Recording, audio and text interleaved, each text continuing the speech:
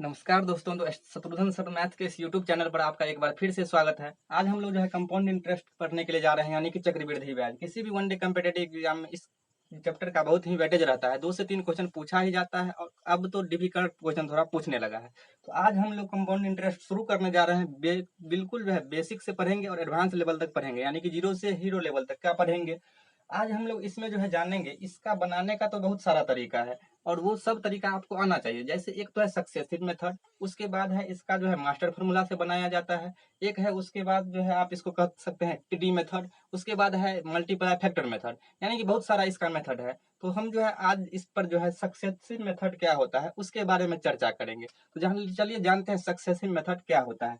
वैसे तो देखिए, अगर हम एक क्वेश्चन ले रहे हैं जिसका रेट कितना है 10% है, रेट कितना है 10% है, टाइम आपको कितना दे दिया है 2 ईयर दे दिया है, टाइम कितना दे दिया है 2 ईयर दे दिया है, और आपका प्रिंसिपल जो है दे दिया है 1,000 रुपया। प्रिंसिपल कितना दे दिया है 1,000 रुपया। कहने का मतलब ये है कि चक्रवृद्धि ब्याज की दर 10% चक्रवृद्धि ब्याज की दर से 2 साल में 1,000 रुपया का आपको पूछेगा, क्या अमाउंट पूछेगा, यानी कि अमाउंट बताइए, मिश्रधन बताइए, और उसके बाद अगर आपसे पूछ लेगा सी या कंपाउंड इंटरेस्ट यानी कि चक्रवृद्धि ब्याज बताइए। इससे पहले हम ये बता दें कि ये प्रिंसिपल है, यानी कि ये मूलधन है, आर रेट है, दर है, टी क्या है समय है, और ए क्या है अमाउंट है, और ये क्या है चक्रवृद्धि ब्याज है। अमाउंट का मतलब, मिश्रधन का मतलब वो होता है कि मूलधन में अगर आप ब्याज जोड़ देते हैं, मूलधन में अगर ब्याज जोड़ देते हैं तो वह अमाउंट कहलाता है, यानी कि मिश्रधन कहलाता है। आइए जानते हैं, आज हम पढ़ रहे हैं केवल सक्सेसिव मेथड और उसी पर बात करते हैं। सक्सेसिव मेथड ये कहता है कि 10% का फ्रैक्शन वैल्यू आप पहले लीजिए, 10% का भिन्न में मान 10/100, यानी कि 1 कितना हो जाएगा 10/100 करेंगे तो काट देंगे, कितना हो जाएगा 1/10 हो जाएगा। 10% का फ्रैक्शन वैल्यू 1/10 हुआ, और टाइम कितना है 2 ईयर दिया हुआ है। तो आपको लेना क्या है, प्रिंसिपल और अमाउंट का रेशियो लेना है। कैसे कि 10 रुपया था, प्रिंसिपल कितना था 10 रुपया था, और 10 से बढ़ करके हो गया 1 रुपया ब्याज, तो कितना हो गया 11। यानी कि पहला साल जो है 10 रुपया रहा होगा तो वो कितना हो जाएगा 11 हो जाएगा। लेकिन ये 1 साल का हुआ, टाइम आपको कितना दिया हुआ है 2 साल, तो 2 बार 10 से 11 होगा, फिर जो है ये 10 से क्या हो जाएगा 11 हो जाएगा। अब 2 साल है तो 2 साल तक लिखेंगे, 3 साल रहेगा तो 3 साल तक लिखेंगे, 4 साल रहेगा तो 4 साल तक लिखेंगे। अब इसको गुना करना है, गुना करेंगे तो 10 कैसे 100 हो गया, और 11 से 11 का गुना 121 हो गया। कहने का मतलब ये रहा कि ये तो अनुपातिक वैल्यू है, न कि ये रियल मान है, ये अनुपात है। 100 अगर रहेगा तो 2 साल में कितना हो जाएगा 121 हो जाएगा, मतलब मिश्रधन हो जाएगा। तो 100 रुपया कितना हो गया 121 रुपया हो गया। लेकिन अभी हम बताए कि मिश्रधन में से अगर आप मूलधन को घटा देते हैं तो वह क्या आ जाता है चक्रवृद्धि ब्याज आ जाएगा, यानी कि ब्याज आएगा। तो 121 में से अगर 100 को घटाएंगे तो 100 होगा, जो कि क्या होगा चक्रवृद्धि ब्याज होगा। आइए बारीकी से बात करते हैं। यहाँ प्रिंसिपल कितना दे दिया 1,000 रुपया। हम सब दिन ये बात कहते हैं कि तुलना हमेशा बराबर वालों में होता है। तो यहाँ अनुपात में मान 100, लेकिन ओरिजिनल मान कितना 1,000, यानी कि 100 अनुपात किसको बताएगा 1,000 को बताएगा। तो हम कह सकते हैं कि ये 100 था, कितना टाइम्स हो गया 10 टाइम्स हो गया, तब तो ये 1,000 रुपया हुआ। ये प्रिंसिपल कितना दिया हुआ है 1,000, यानी कि 100 से 10 गुना हुआ तब ये 1,000 हुआ। इसका मतलब ये भी 10 गुना होगा, 10 से गुना इसको भी अगर आप करेंगे तो ये कितना हो जाएगा 1,210 रुपया। कितना हो जाएगा 1,210 रुपया। यहाँ से हम ये निकाल लिए कि 1,000 रुपया कितना हो जाएगा 1,210 हो जाएगा, यानी कि मिश्रधन निकाल लिए। लेकिन मिश्रधन तो आपको निकल गया 1,210 रुपया, लेकिन अगर आपसे ब्याज पूछा जाए तो आप यहाँ से 1,000 हो गया 1,210, यानी कि कितना बढ़ गया ये 210 रुपया हो जाएगा। या तो आप ये कर सकते थे, यहाँ 121 में से 100 को घटाते तो 21 अनुपात आता, और 1 अनुपात का वैल्यू 10 हो रहा है तो 21 अनुपात का वैल्यू 210। चलिए देखते हैं अगला क्वेश्चन। अगला क्वेश्चन अगर हम इसी को अगर एक बार फिर दूसरा टाइम लेकर के या रेट लेकर के अगर बनाया जाए तो देखिए सक्सेसिव मेथड के बारे में।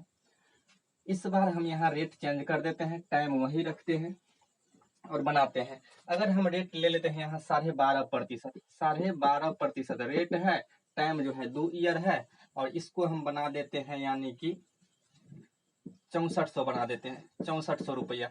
अब समझते हैं क्वेश्चन। क्वेश्चन ये है कि प्रिंसिपल 6400 रुपया है, रेट 12.5% है, टाइम जो है 2 साल है। तो 2 साल में कोई धन अगर 6400 रुपया से बढ़ करके वो कितना हो जाएगा, तो आपको चक्रवृद्धि ब्याज भी बताना है और अमाउंट भी बताना है। चलिए बताते हैं सक्सेसिव मेथड से। 12.5% का फ्रैक्शन वैल्यू आपको याद कर लेना है, 1/8 होता है। 12.5% का फ्रैक्शन वैल्यू 1/8, कहने का मतलब 8 रुपया, 1 रुपया ब्याज हो गया। यानी कि प्रिंसिपल और अमाउंट का जो रेशियो अगर लेंगे तो 8 रुपया था, हो गया कितना, 9 रुपया। लेकिन ये 2 साल तक हुआ है तो 8 से कितना हो गया, 9 रुपया। तो अब इसको क्या किए थे, गुना किए थे। 8 8 64, 9 9 81, यानी कि 64 जो है कितना हो गया है, अनुपात में 64 रुपया, अनुपात में 64 रुपया, लेकिन ये दिया हुआ कितना, 6400। हम कह सकते हैं 64 अनुपात बताएगा 6400 रुपया को, तो एक अनुपात बताएगा 6400 बट्टा 64 रुपया, यानी कि काटेंगे तो 100 रुपया। एक अनुपात का वैल्यू कितना हो गया, 100 रुपया।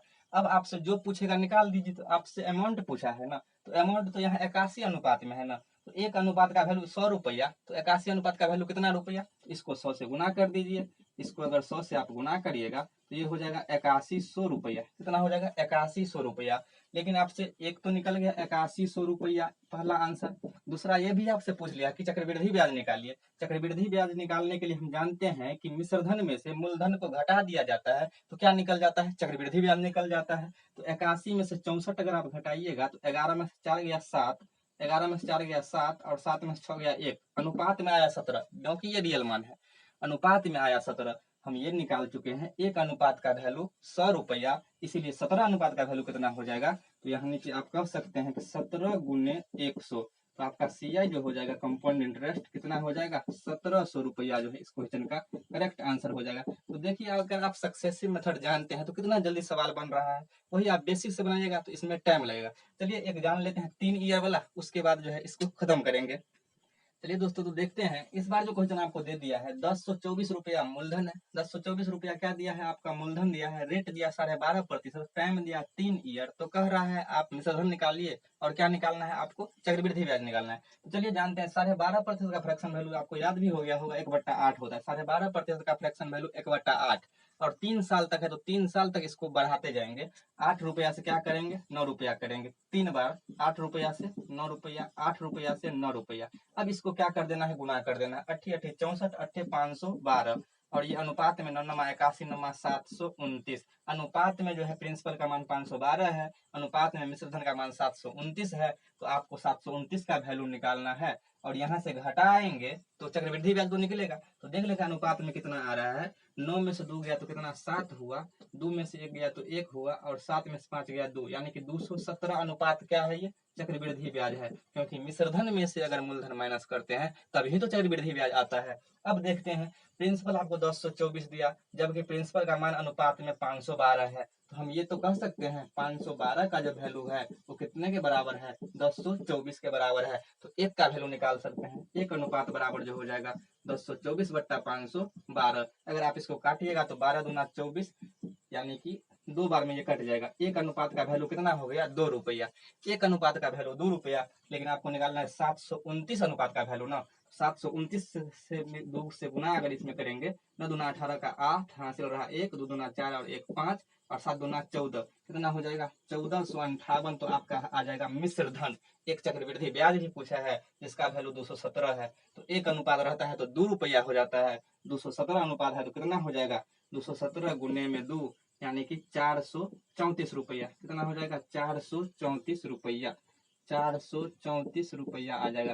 तो यही था सक्सेसिव मेथड। सक्सेसिव मेथड से आप आसानी से 3 साल का बना सकते हैं, 4 साल का, जो भी अगर आपको अगर रेट दिया है उसको फ्रैक्शन में लेकर के आप बना सकते हैं। तो चलिए रखते हैं आज यहीं तक सक्सेसिव मेथड। अगला जो वीडियो होगा उसमें हम जानेंगे कि ट्री मेथड क्या होता है, जिसमें जो है हम साधारण ब्याज चक्रवृद्धि ब्याज का अंतर निकाल सकते हैं।